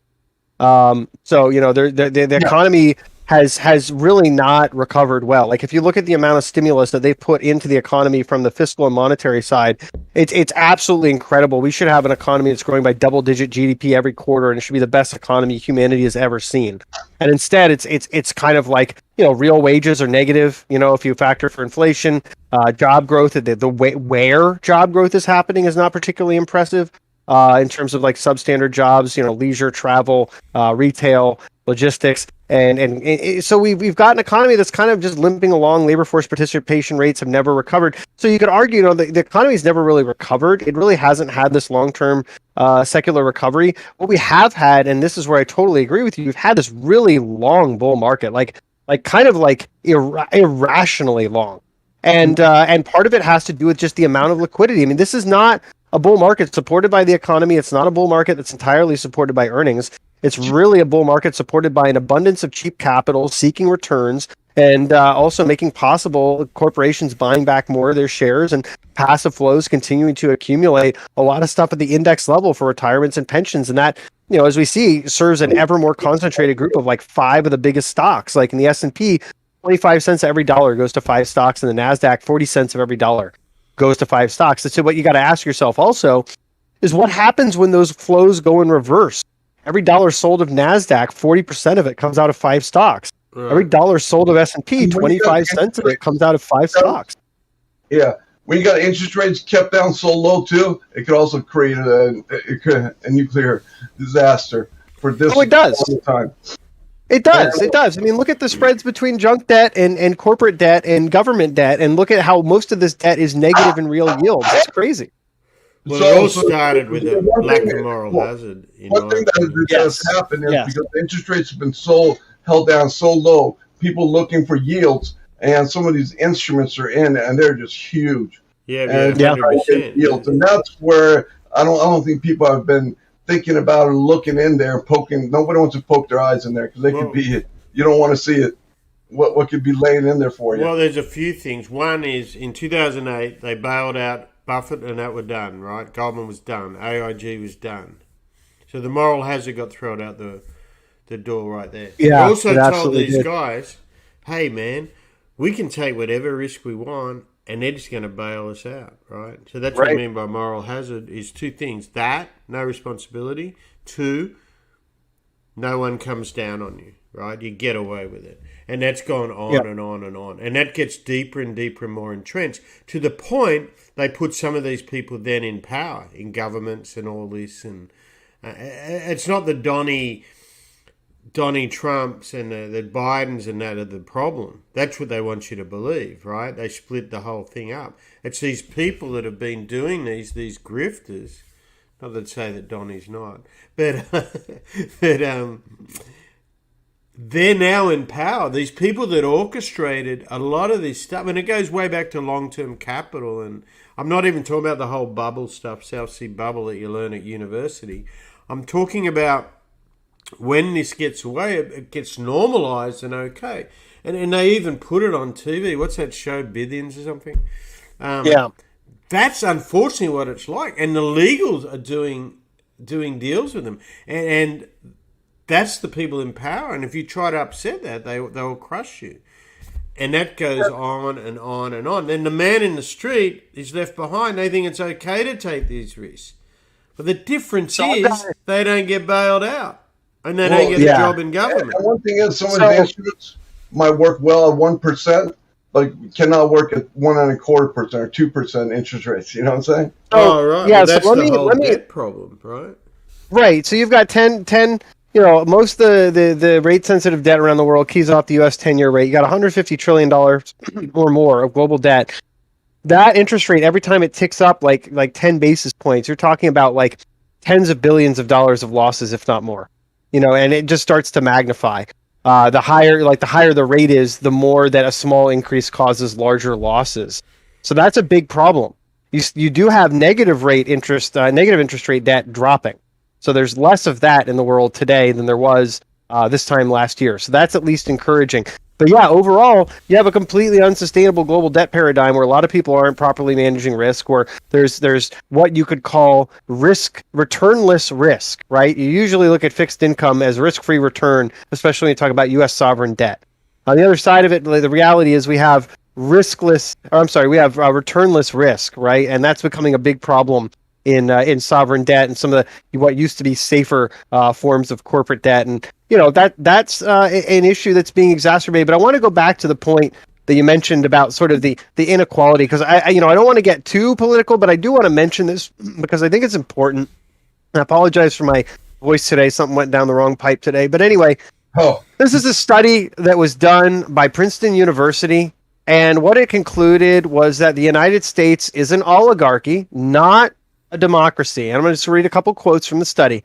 Multivariate analysis indicates that economic elites and organized groups representing business interests have substantial independent impact on U.S. government policy, while average citizens and mass-based interest groups have little or no independent influence. When a majority of citizens disagrees with economic elites or with organized interests, they generally lose. Moreover, because of the strong status quo bias built into the U.S. political system, even when fairly large majorities of Americans favor political change, they generally do not get it. The study concludes, Americans do enjoy many freedoms central to democratic governance, such as regular elections, freedom of speech, and association of a widespread, if still contested, franchise. But we believe that if policy making is dominated by powerful business organizations and a small number of affluent Americans, then America's claims of being a democratic society are seriously threatened. Not a lot different to Russia with their oligarchs, huh? That everyone talks about. I think that left after World War II. Well, I think it's been more. I mean, there's always been the elitism in Western countries. It's elitism in any country and society, unfortunately, because those that take power with strength or whatever. But what's happened in the States is they've controlled the group think, the double think, all that sort of stuff as they call it. And now they've completely divided it with partisan, meaning most of these people don't even think anymore. So tell me the difference between a neocon and a Democrat or Republican. There isn't a lot, is there? But they've split them, thinking, oh, he's on my team, he's on your team. It's like, I love Tom Brady. I'm from Boston. I love Tom Brady. Right? And he's Patriots. He goes to Tampa Bay. Oh, he's a passer. I hate him. That mentality is in politics, and it's stupid and it's mindless because these people have decisions. Oh, I'm a Democrat. I love Joe Biden. He's so good. I'm a Republican. I love well, they didn't all love Donald Trump, but whoever the equivalent is, right? Whoever's the leader, and it's mindless thought, but they want that. Because then you're not looking. I mean, I'm going to sound like a conspiracy guy, but you're not looking to who's pulling the levers because you trust your guy. But that's kind of by design, right? Because if you only have two political parties, you're going to have design. That's my point. Right. That's kind of what I'm right, and that's kind of what I'm doubling down on. As I'm saying, it's all by design to distract and divide, so you can create this lack of consensus among the people, so they don't see that there's one part of society, the small minority that is siphoning all the wealth and the power upward. That distant vacuuming sound, that distant vacuuming sound The Green That Party. distant vacuuming sound is them kind of pulling everything toward them. And quite frankly, if we don't at some point address this in this country, it is going to become much more despotic. It's going to become much more autocratic. I mean, we're already bordering on worse than oligarchy, you know, in terms of how much control corporations and financial elites have of what Americans' financial destiny is. And, you know, the Federal Reserve is a part of that. How the government's been captured is a part of that. And some of the most powerful corporations only getting more powerful is a part of that. And while people like to cheer on a rising stock market, the way that it's been rising with only 5 names, you know, gaining so much capital is very much the antithesis. When you think about the power they have, right? Yeah, it's very much the antithesis of a free market economy where you have every single economic advantage tilted to the largest companies and away from the small businesses, despite them being the largest creator of jobs. I mean, and the odds of, and I think that's, I mean, it's just astounding that people don't see, but that's because, and often I say this, and I say it half jokingly, but when money becomes your god, it's a very dangerous thing. And that's what happens with stock markets. When you start worshipping a stock market and you go to a bar, you used to see a football game or a baseball, cricket, whatever country you're in. Then you start seeing the stock market as normalized and cheering. Basically, and a lot of it, the gambling side of it, and that's what happens in later stages of bull markets. Don't kid yourself. I mean, crypto. I mean, yeah. I mean, everything becomes debased, and greed overtakes. Remember, the fear and greed is what runs humans, runs markets. Emotion. I mean, it's all about that, right? And then when it becomes that, I mean, that's, you know, you need. So I don't know. They need to have more than 2 or 3 parties in these United States. I mean, I don't know another country only 2 or 3 parties. Oh, there's plenty. Yeah. There's plenty that only have one, mate. They don't even have it. All the Middle East is one party. China's one party. Yeah, right. but those are different. Those are not democracy, whatever they call them. Those are at least the kingdom. But the point is, you just said any country. I don't know enough about South America. I mean, U.S. is not a democracy. We know that. It's but most countries only have two, and there might be one that's a week. The ones that don't, but you look at countries like countries like France and all that have multiple. They have like 20, 30 different parties. I was looking at. Where's this? France or something? Yeah, Germany has a bunch. France has 4, I think, pretty much. Communists, socialists, the national, what do they call themselves? The National Front, Nazis, and I can't remember what the right wing says. 4. I don't know much about it. That's France. But, yeah. England's got 3, pretty much. Liberal Democrats, Conservatives, and Labour. So, yeah. But yeah, the point is wherever you are, anywhere, is there becoming a few people are controlling it for everyone. If you're a country that runs around talking about how great your democracy is and talking about people who don't have democracy, which I think they have more than they do, and then going dropping bombs on them, you better get your shit straight. Well, hang on, that's a whole different thing. But you know what I'm saying? They talk about this specialism, the democracy here. Everywhere they go, they brag about it, right? I'm saying if you're going to brag about your democracy, you better clean up your own house. Well, that's what Alex is saying, I think, is that you got the elites running so much thing. That's a whole different thing, foreign policy. But yeah, hypocrites, mate. That's full of hypocrites. And that's what happens. But you can do it when you split the country. So ultimately, like, if we look at, this is a good segue into monetary policy, because we talked about the follies of legislative and executive policy.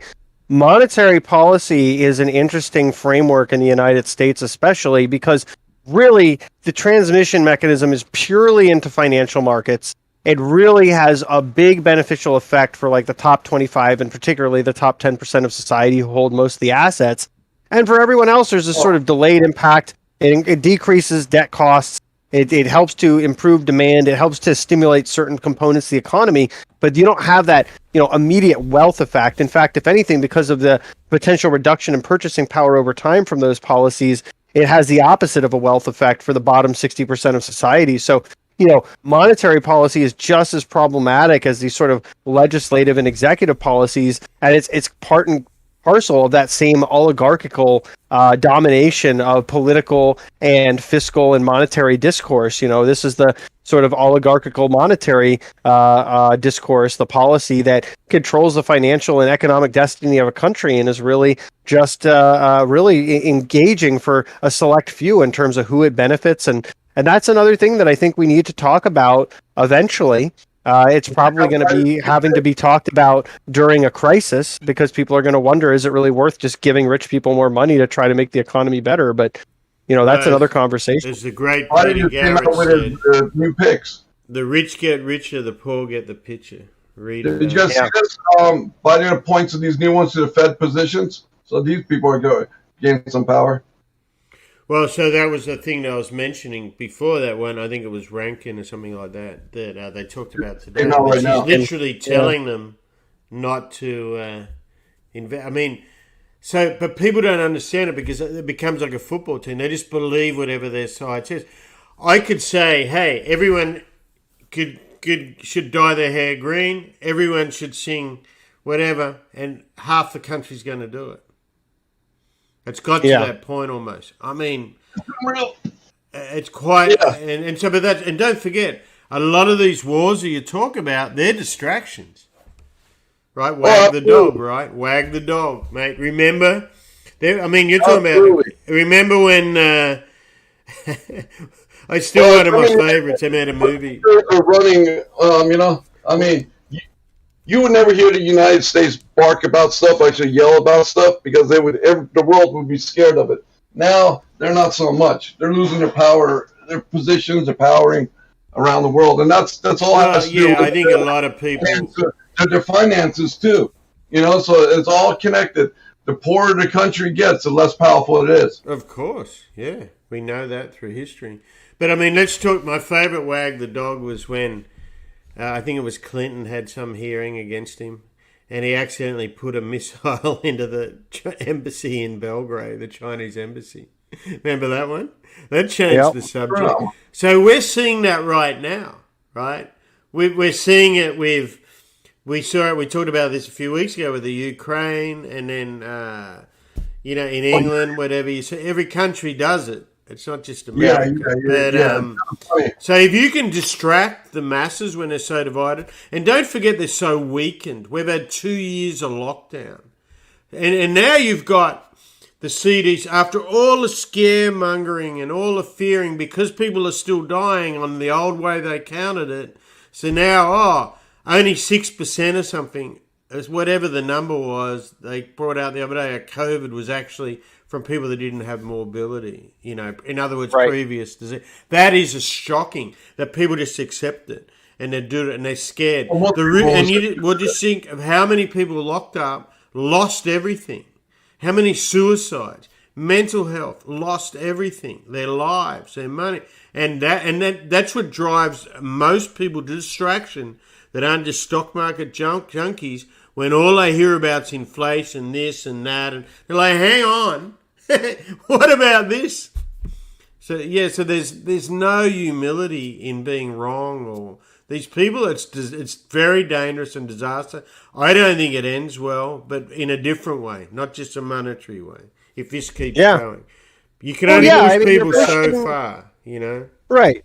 Exactly. You're pushing society's very foundations. You're removing some of the core constructs that I think give the value to the basically what's happened is we've gone so far in the wrong direction of upward wealth and income redistribution that it's only a matter of time, if this continues, that we'll have some sort of societal upheaval.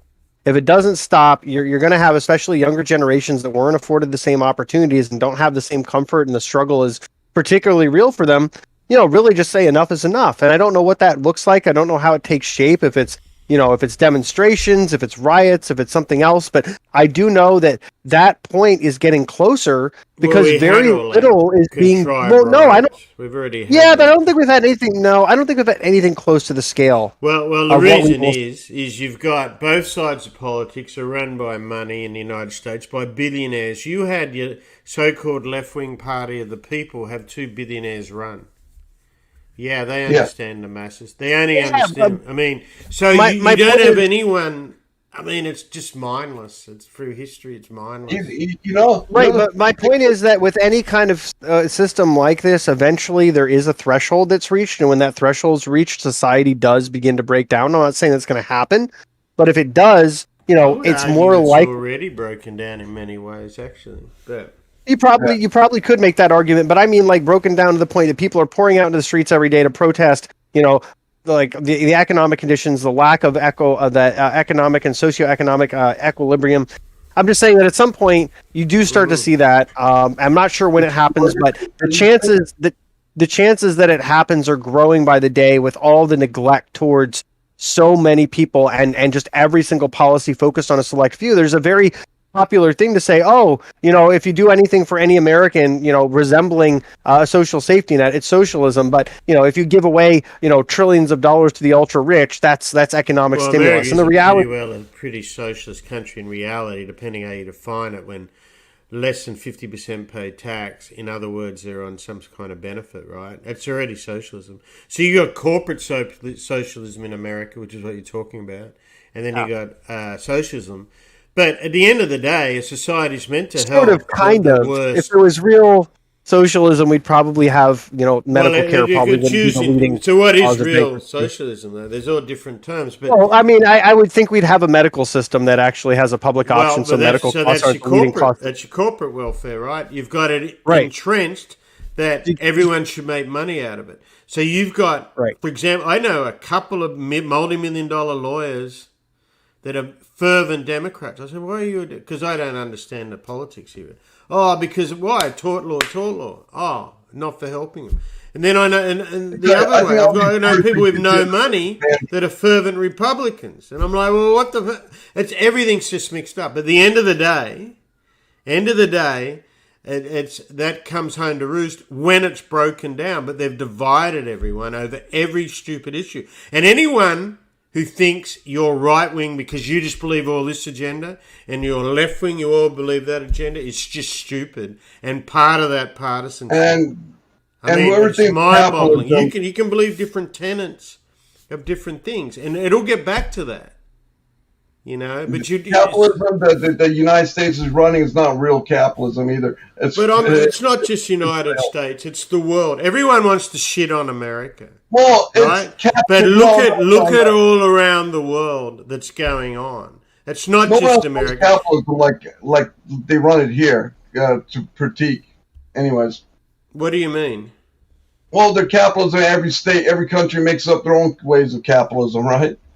I mean, the way they run it. Well, capitalism is a ideology about money, being money more important, but it's meant to be where everyone has a fair share of getting it. And I think we're all agreeing that fair share doesn't happen. It's a failed experiment that has ended up being not true. That's why it's never made it through the. It's a fairly new. Capitalism's a new concept. Don't forget. It's a new concept they're trying to run, but they tried it in the past before. If you go look, it just never worked. Well, so what always corrupts, and even Marx and that will say, is so if you get communism, pure communism doesn't work, pure capitalism doesn't work, because at the end of the day, what brings it down is power. So when you get too much power, in this case through money in the US, communism, we all know what happened there, or you get these countries that scare people with religions like the Middle East and somehow convince themselves it's right. It's all the same thing. Power corrupts. Right? It's all the same thing. So in theory, capitalism sounds great. Okay, everyone gets a go. In theory, communism sounds great. Everyone gets to share and we all get rich together. But in reality, at some point it all breaks down. And that's human nature. Unfortunately, 15% of people kind of do all the work. and all that sort of thing. A lot of people just go along for the ride in life. It just seems to be what's happened, particularly since 2008 it started a little bit. 87 there was lessons learned. 2008 there was bailouts, moral hazard. We talked about it. Now in the last 2 or 3 years, you've got all this horrible stuff that happened with COVID. The worst bit, people dying. They lied about who got it, but they didn't really lie. They didn't let you talk about it, because if you didn't talk about it, you didn't believe in the science, right? And the science used to be, just go back to your days at high school, proving a theory, etc., etc. And we're all seeing how that's playing out now, right? But so when you get one person blindly defeating the other person for whatever they say, there's no conversation you can have. So it's making the US kind of like these totalitarian things we're talking about elsewhere, which is what Madavi was talking about elsewhere. So but anyway, we're getting way off track with the market here. But this does in all affect the market. So, we should probably wrap up here, guys. Well, guys, have a good evening. I'm sorry for the little extra time, and subscribe and hit the like button. Yeah. And thanks everyone for tuning in. There. So, thank you for joining in. Thank you for Alex. Thank you for Madavi. Thank you for G with his incognito appearance. Sorry about him. He's he's always welcome. You know that. Yeah. Well, he's only